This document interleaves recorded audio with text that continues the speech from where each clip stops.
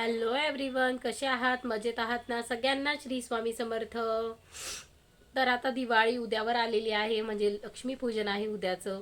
तर सगळीकडे शॉपिंग झालेली आहे, घरातली कामं पण संपली आहेत सगळ्यांची. फराळ बनवायचं, शॉपिंग करायचं, घरातली साफसफाई, सगळ्या गोष्टी. धनतेरस झालेला आहे. आता उद्याचा दिवस म्हणजे खूप महत्त्वाचा दिवस, तो म्हणजे लक्ष्मीपूजनाचा.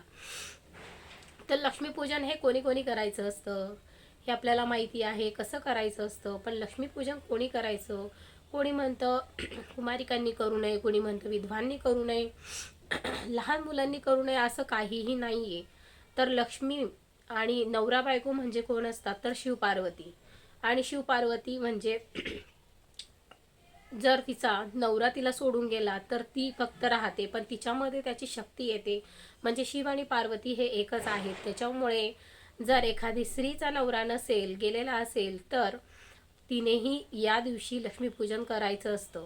कुमारिका कुमारिका लक्ष्मीपूजन करू शकता, विधवा स्त्रिया लक्ष्मीपूजन करू शकता, वृद्ध लोक लक्ष्मीपूजन करतात, त्याबरोबर लहान मुलं करू शकतात, सौभाग्यवती स्त्रिया करतात.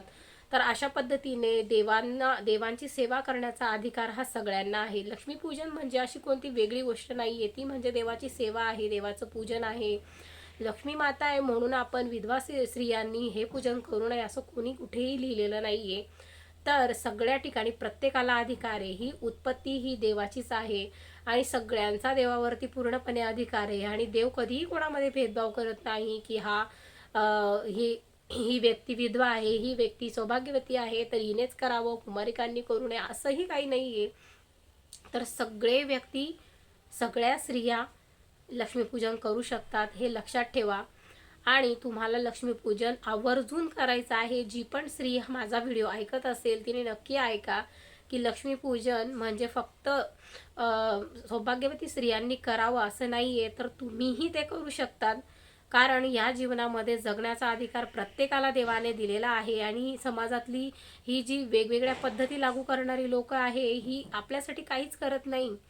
ते त्यांचं नियम बनवून सोडून देतात आणि फक्त लादत राहतात समोरच्यावरती, जोपर्यंत आपण त्यांचं ऐकतो तोपर्यंत. पण मी तुम्हाला सांगते की तुम्हालाही अधिकार आहे हे सगळं काही करण्याचा, सगळं काही एन्जॉय करण्याचा.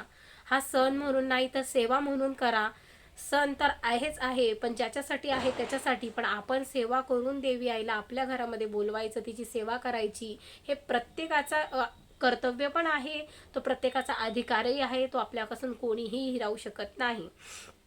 त्याच पद्धतीने अनेक चाली रूढी आपल्या समाजामध्ये असतात. विधवा स्त्रियांनी हे करू नये, ते करू नये, पण असं काहीही नाही आहे. ते म्हणजे मनुष्य आहे, मनुष्य प्राणी आहे, त्याला जगण्याचा अधिकार आहे.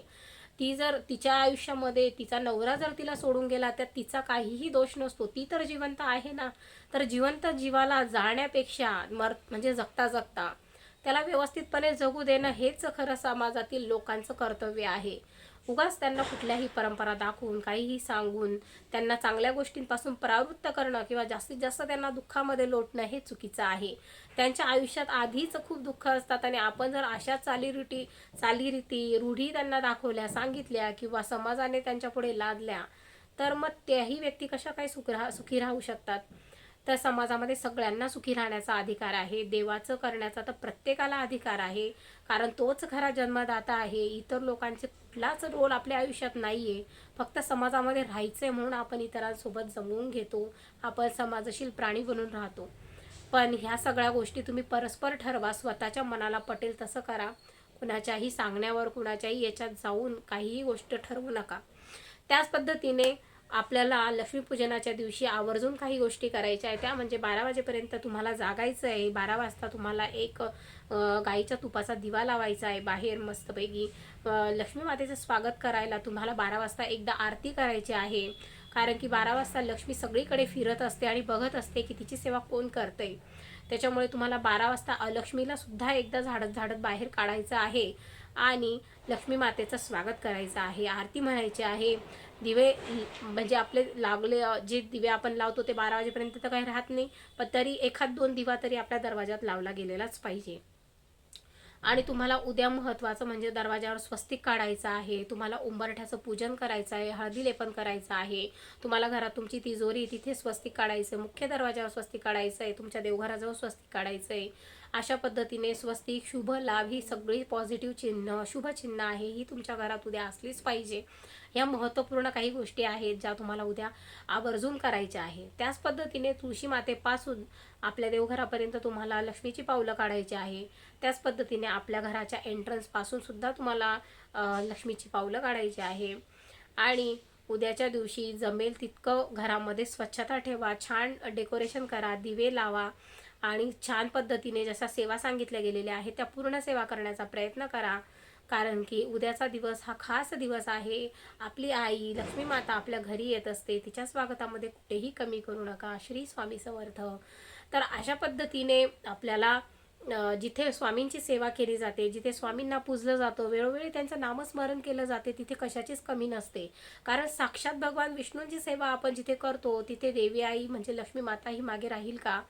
जिथे म्हणजे भगवान विष्णूंचा वास आहे तिथे लक्ष्मी मातेला यावंच लागतं. म्हणून आपल्या गुरुची सेवा करा, भगवान विष्णूंची सेवा करा, आपोआपच लक्ष्मी माता तिथे असणारच आहे. त्या घरातून ती कधीही बाहेर जाणार नाही, नेहमी स्थिर असेल.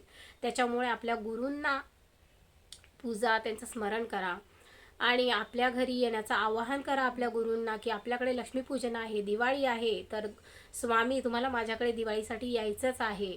असं एक आवाहन तुम्हाला स्वामींना करायचं आहे, आमंत्रण स्वामींना द्यायचं आहे.